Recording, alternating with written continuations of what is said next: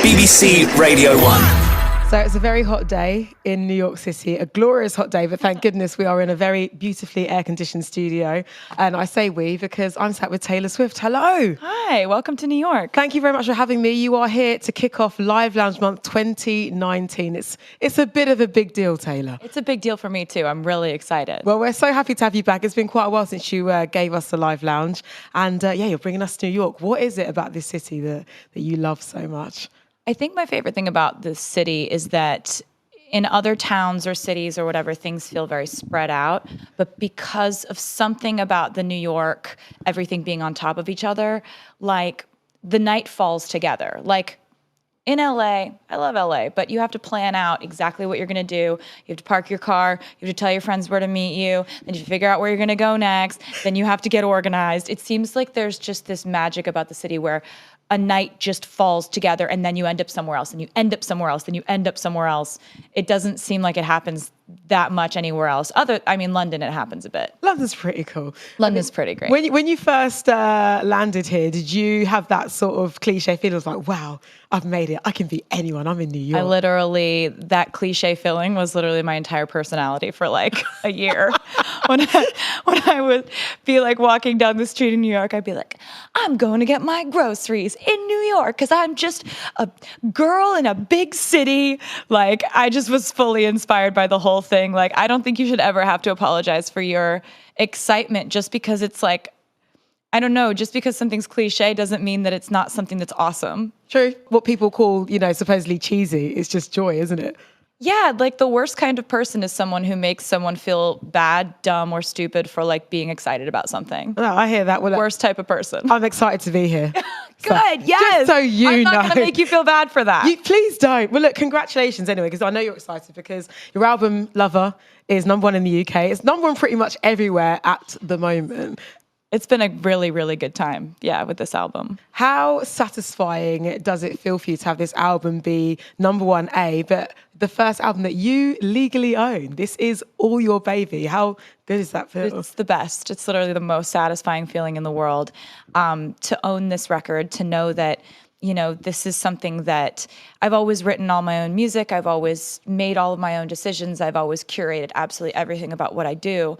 But, the fact that I own it, it's just, there's something about that makes it more special than anything I've ever done. And certain people aren't going to see a single penny of it, which is fantastic. It's fantastic. Really good. I do need to talk about that. He who shall not be named, Scooter. Even though I just named him.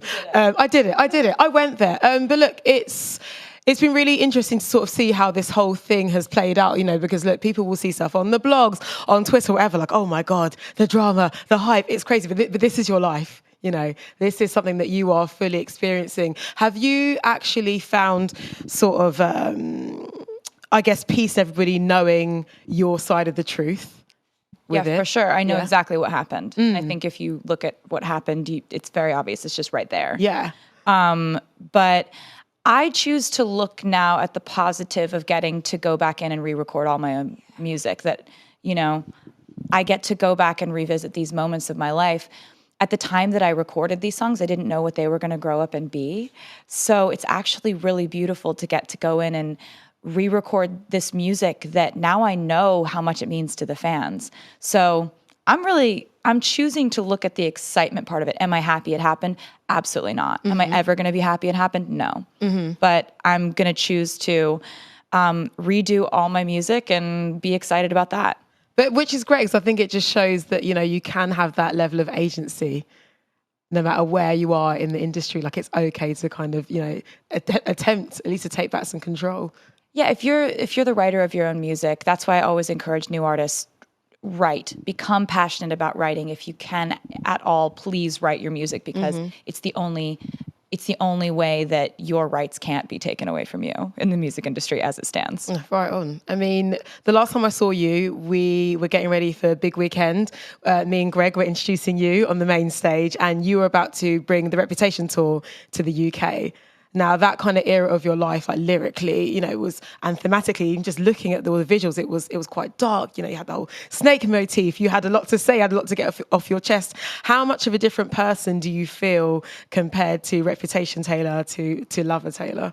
It's a very different place where I am in my life, and a very different way that I feel like expressing myself was so much easier with this album somehow. And it's hard to explain why that is sometimes, but Reputation was such a weird dichotomy because when I put the album out, I had expressed all these like sort of dark, rebellious feelings.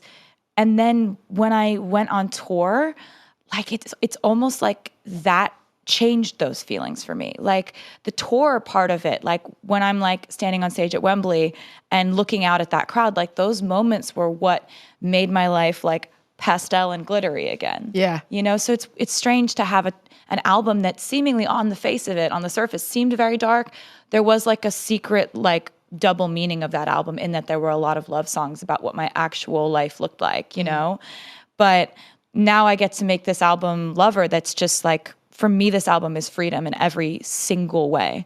Yeah, there's a certain joy to this record that I think, obviously, as you mentioned, was there a Reputation, but it's just more overt. It seems to me that you just want to have a nice time. Yeah, it's not joy in spite of anything. Yes, it's just joy. Yeah. I do want to just have a nice time. That is the feeling that I got from the record. I was just like, okay, I'm literally just gonna describe it as that from now on. Reputation is about trying to have a nice time in spite of a lot of things. Like Lover, I just want to have a nice time. Yeah, and we hear Period. it. She just wants to have a nice time. Period. Now look, you've got a very public-facing job.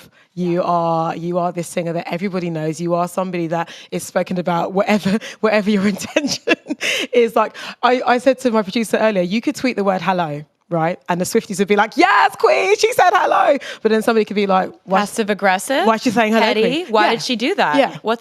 Why is she greeting us? Yeah. Who is she greeting? Yeah. She greeted us too soon. She greeted us too late. Yeah. She greeted us with a weird undertone. Hello, hi. What does she mean? How do you navigate that space between like your lovers and your haters at this point in your career?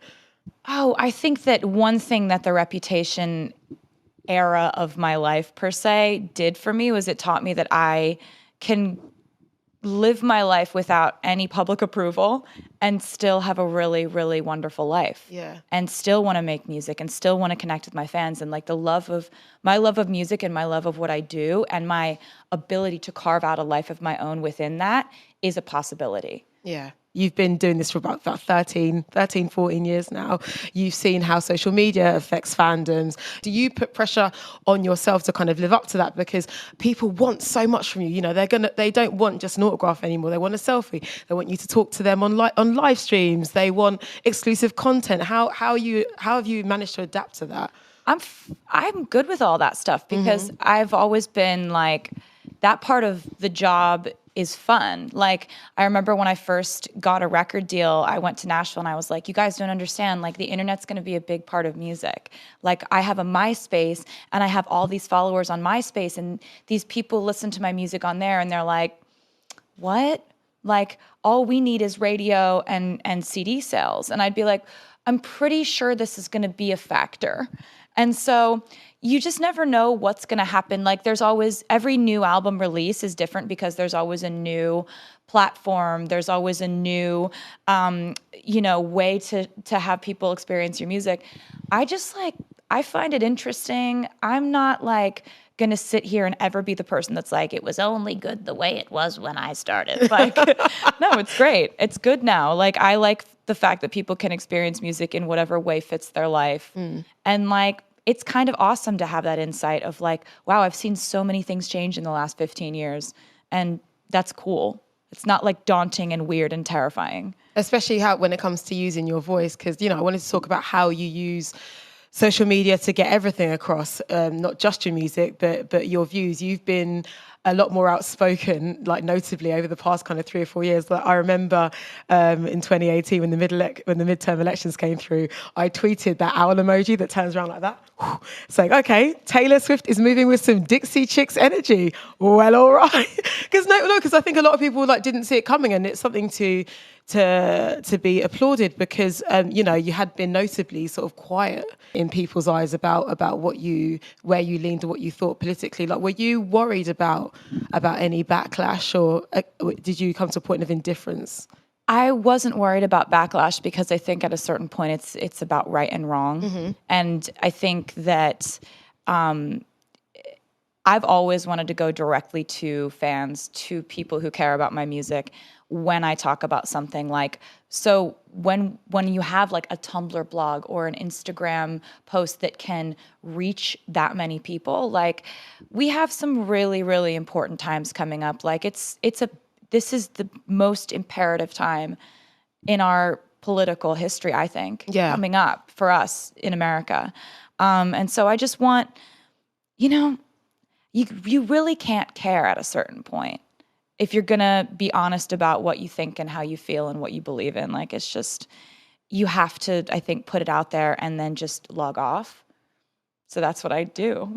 Well, no, I've definitely felt that with you, doing a song with Dixie Chicks. It's such a bold statement, for people that don't know, Dixie Chicks are an incredible band, arguably one of the biggest country bands in the world. The best band we ever had in country music. Fantastic, like the harmonies are on point, like beautiful band. They made a statement about George Bush a few years ago, and that pretty much like blacklisted them in Nashville, and the fact that you got them on your album like says a lot. They're one of the main reasons why I wanted to be in country music, because when I was growing up and I would look at country artists, only when the Dixie Chicks and Shania Twain and Faith Hill came along did I see people who were making these storyteller songs using acoustic country instrumentation, but putting on like pop spectacle shows, making pop videos, like Ready to Run, great tune. Yes, and also just like the fact that they were so overt in their femininity as well as so overt in their strength.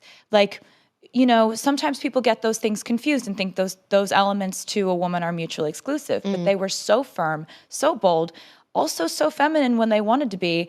They affected me so much and they inspired me so much. And like to have them on my album is something that feels like a full circle thing in so many ways that I can't even encapsulate them in words. Do you feel that this new boldness that we're seeing from you and this level of openness has like changed some of your fan base? Have you welcomed new fans that you weren't expecting before? I haven't really looked at it as a cause and effect type thing. To me, it feels completely separate from my career. I literally don't look at the response to when I say something. Like, I'm not looking for, oh, so-and-so liked it, so-and-so didn't. Like, it's just, to me, I think that for so long people said, it is our obligation to stand up and say when things are wrong. And I completely agree. That's where it comes from. Like, I wasn't monitoring, like, if people kind of bailed on me or if people joined, and it's not about that at all. It's something way bigger. Just speaking the truth. I think you have to. And also I think the things that happen to you in your life are the things that shape your political opinions and your willingness to discuss them. Yeah. You know what I mean? Like, I've had things happen in the last couple of years, a sexual assault trial, all kinds of things that have really shaped how much it matters to say your experience, to speak your experience into the world, and to stand up for things that, things are not going well in the world. Yes.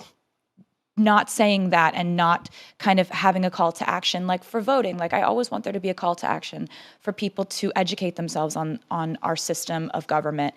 I wanted people to know you do have to register by a certain date if you want to vote in midterms. Like, these weren't elements of like information that I thought were readily available to the public. So I was just like, hey, if I can stand here with 121 million Instagram followers and say this, maybe this helps. Maybe it doesn't, but you got to say it.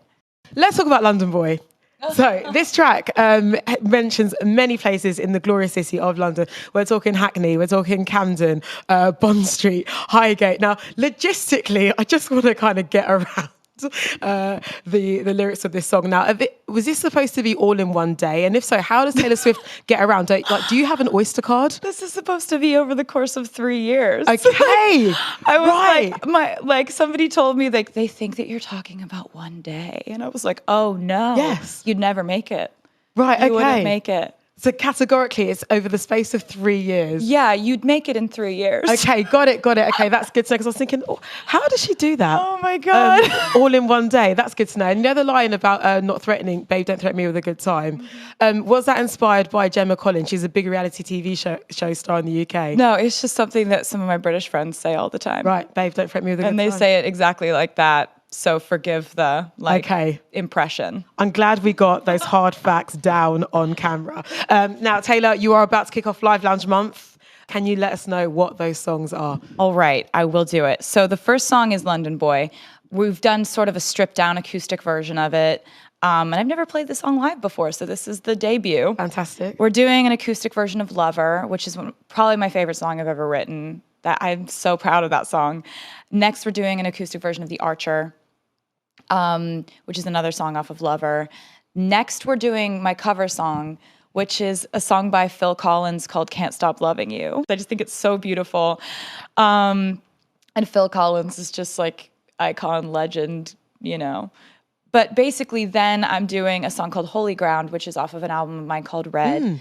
And it's a song that's a huge fan favorite, but the way that it's on the way that it is on the album is very different than the way that we're going to perform it. So I wanted to kind of sort of flip the coin of the song and show like another side of it by doing it on piano and having it be like much more acoustic, emotional.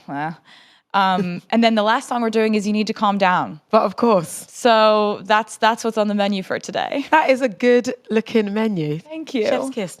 Right, Taylor Swift in the Live Lounge. Let's go.